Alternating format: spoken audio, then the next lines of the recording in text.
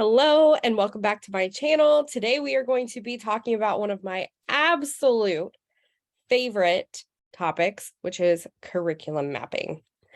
This is going to be the beginning of a series, so I hope you'll stick around to see what else there is to talk about with curriculum mapping. So the first things you may be wondering is, what in the world is it and how is it actually done? So curriculum mapping is just the process of determining what you're going to teach and in what order you're going to teach it. This is a crucial part of being able to stop worrying about what you need to teach tomorrow and be able to start lesson planning more efficiently. So we can map out our curriculum for the entire year, or we can do it a month at a time. I personally love to do it for a whole year, but sometimes it does take some time to figure out your process for doing so. So let's think about first, how do I even start curriculum mapping? So this can seem like a really tedious process.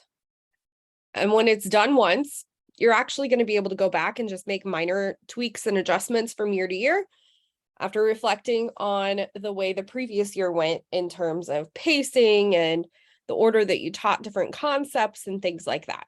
So the first thing I like to do is break down the standards. So we're oftentimes just given a group of standards and said, here, this is what our state is using, figure it out. And we really want to break down the standards. And what I mean by that is we're diving deeper into them, understanding exactly what our students are required to learn within each one. Sometimes the language in the standards can be confusing, even to us as teachers. And if we don't fully understand what our students are expected to learn, we may not be able to teach it appropriately. So that's why I always want to break down the standards first. Next, we want to regroup the standards in a way that actually makes sense. So this just means putting them in an order that will help our students to be successful.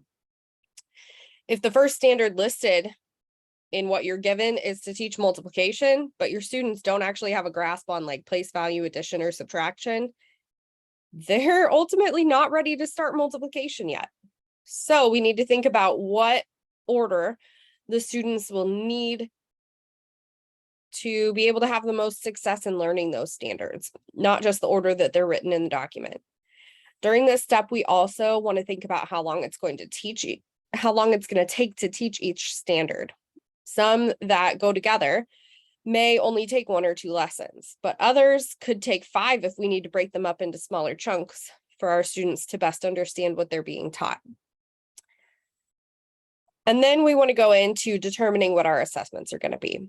This might seem a little odd to think about our assessments before we're completing our lesson plans, but really we can't create our lessons until we fully know what we're expecting our students to know. I don't love the idea of teaching to the test, but when that's basically what we're doing for state assessments that don't affect our students' grades, or at least in my state, they don't affect our students' grades because we don't get the results until July, maybe early August at the latest. We might as well do it in a way that will help our students in the long run. This doesn't mean to only teach what they're going to be tested on. We can kind of branch out a bit, but we also don't want to give them a test on something that they haven't learned, because that will give them additional stress that's completely unnecessary. And finally, we want to plan our instruction. So the last step in the curriculum mapping process is just to plan out your lessons. I like to do this in a Google Sheet because then I'm able to link exactly what I'm going to use to teach the skills. I also have used planbook.com before, and it's amazing. Works very similarly to what I would do in Google. And honestly, like between Google Sheets and Planbook, it's like a tie. Which one I love more? I can't pick. And with this map, you can make it as detailed as you like, or as basic and simple as you want. And this is really going to make it easier for you to be able to reuse it year after year. So you may be wondering, Melissa, this sounds fantastic, but how do I do it? Well, that's where I come in to help. So if you're interested in learning how to curriculum map in a more hands-on way, I've got you. So we are going to be starting a challenge in July where we will plan out your first entire month of school in just 5 days.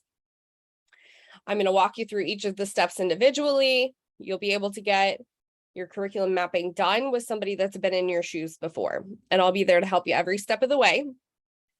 And then I also have a course where I break everything down even into like tiny, tiny steps to do the entire year.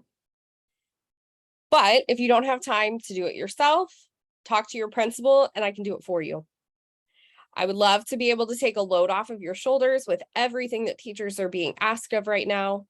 Having your curriculum mapped out will make it to where you are able to focus on the things that you love outside of teaching and be able to dedicate your contract hours solely to teaching and all of the other things that teaching requires, and then being able to do your hobbies or spend time with your family or whatever it is that you want to do in the evenings and on the weekends. Thank you so much for watching. I can't wait to spend some more time with you during the rest of our series. Bye.